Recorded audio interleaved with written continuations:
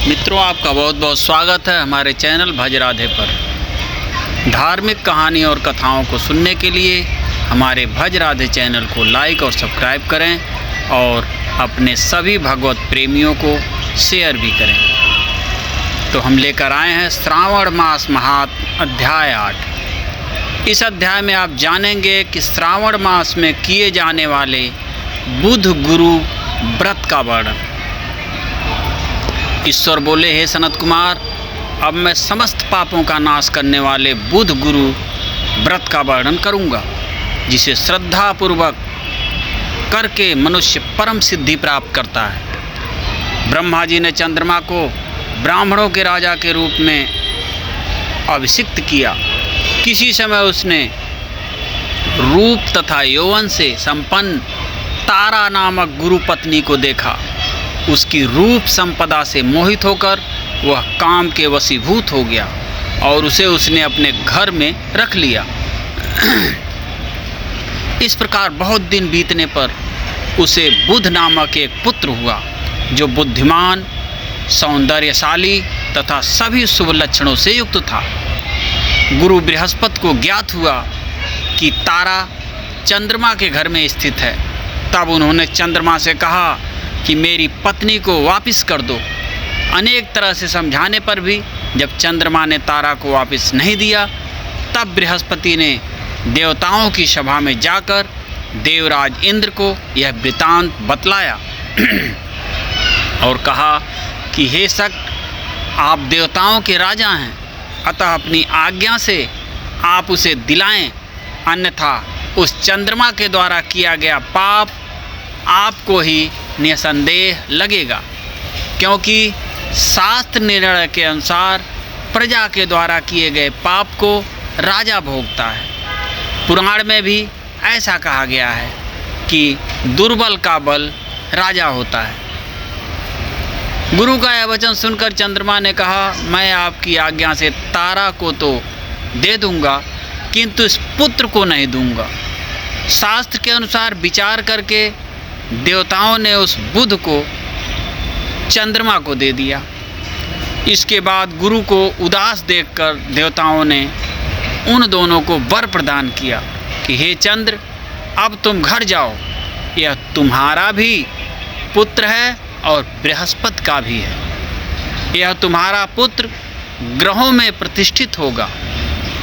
मित्रों, धार्मिक कथाओं को सुनने के लिए हमारे भज राधे चैनल को सब्सक्राइब करें और भगवत प्रेमियों को शेयर करें। आप यह दूसरा भी शुभ वर ग्रहण कीजिए कि जो बुद्धिमान व्यक्ति आप दोनों बुध गुरु का व्रत मिलाकर करेगा, उसकी संपूर्ण सिद्धि होगी। यह सत्य है, इसमें संदेह नहीं है। शंकर जी के लिए अत्यंत प्रिय इस श्रावण मास के आने पर जो लोग बुधवार तथा बृहस्पतिवार को पूजन व्रत करेंगे, उन्हें सिद्धि प्राप्त होगी। इस व्रत में दही तथा भात का नैवेद्य व्रत सिद्धि में मूल हेतु है। स्थान भेद से आप दोनों की मूर्ति लिखकर पूजन करने से भिन्न भिन्न फल प्राप्त होता है। यदि कोई हिंडोले के ऊपरी स्थान पर आप दोनों की मूर्ति लिखकर पूजन करे, तो वह सर्वगुण संपन्न तथा दीर्घायु पुत्र प्राप्त करेगा। यदि मनुष्य कोषागार में मूर्ति को लिखकर पूजन करता है, तो उसके कोष बढ़ते हैं और वे कभी क्षय को प्राप्त नहीं होते। इसी प्रकार पाकालय में पूजन करने से पाक वृद्धि और देवालय में पूजन करने से उनकी कृपा प्राप्त होती है। शय्यागार में लिखकर पूजन करने से स्त्री का वियोग कभी नहीं होता। धान्यागार में लिखकर पूजन करने से धान्य की वृद्धि होती है। इस प्रकार मनुष्य उन फलों को प्राप्त करता है। इस प्रकार 7 वर्ष तक करने के बाद उद्यापन करना चाहिए। उद्यापन से पहले दिन अधिवासन करके रात्रि में जागरण करना चाहिए। सुवर्ण की प्रतिमा बनाकर विधि पूर्वक 16 उपचारों से पूजन करने के पश्चात तिल, घृत, चार और अपामार्ग तथा अश्वत्थ से युक्त समिधाओं से होम करना चाहिए। अंत में पूर्णाहुति देना चाहिए। उसके बाद मामा व भांजे को प्रयत्नपूर्वक भोजन कराना चाहिए। इसके बाद ब्राह्मणों को तथा अन्य लोगों को भी भोजन कराना चाहिए, स्वयं भी भोजन करना चाहिए। इस विधि से 7 वर्ष तक करने पर मनुष्य सभी मनोरथों को प्राप्त कर लेता है। जो इसे विद्या की कामना से करता है वह वेद व शास्त्र के अर्थों को जानने वाला हो जाता है। बुद्ध बुद्धि प्रदान करते हैं और गुरु बृहस्पति गुरुता प्रदान करते हैं। सनत कुमार बोले कि हे भगवान, आपने जो यह कहा है कि इस अवसर पर मामा तथा भांजे को भोजन कराना चाहिए, यदि बताने योग्य हो तो इसका कारण बताइए।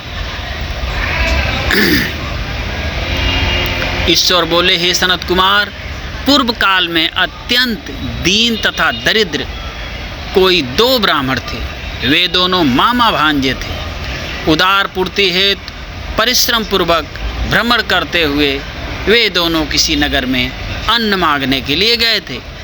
उन्होंने घर घर में श्रावण मास में प्रत्येक वार को उस वार का व्रत होते हुए देखा, किंतु कहीं भी बुध गुरु का व्रत नहीं देखा। तब उन्होंने बहुत देर तक परस्पर विचार किया कि सभी वारों का व्रत तो सर्वत्र दिखाई पड़ रहा है, किंतु बुध गुरु का कहीं नहीं। अतः चूँकि यह व्रत अनुच्छिष्ट है, इसलिए हम दोनों को चाहिए कि इस शुभ व्रत का अनुष्ठान आदरपूर्वक करें। किंतु हे सनत कुमार, इसकी विधि ना जानने के कारण वे दोनों संशय में पड़ गए। तब रात्रि में उन्हें स्वप्न में इस व्रत की विधि दृष्टोगोचर हो गई। इसके बाद उन्होंने उसकी विधि के अनुसार व्रत को किया, जिससे उन्होंने अपार संपदा प्राप्त की। प्रतिदिन उनकी संपत्ति बढ़ने लगी और सभी लोगों को ज्ञात भी हो गया। इस प्रकार 7 वर्ष तक करके वे पुत्र और पौत्र आदि से संपन्न हो गए।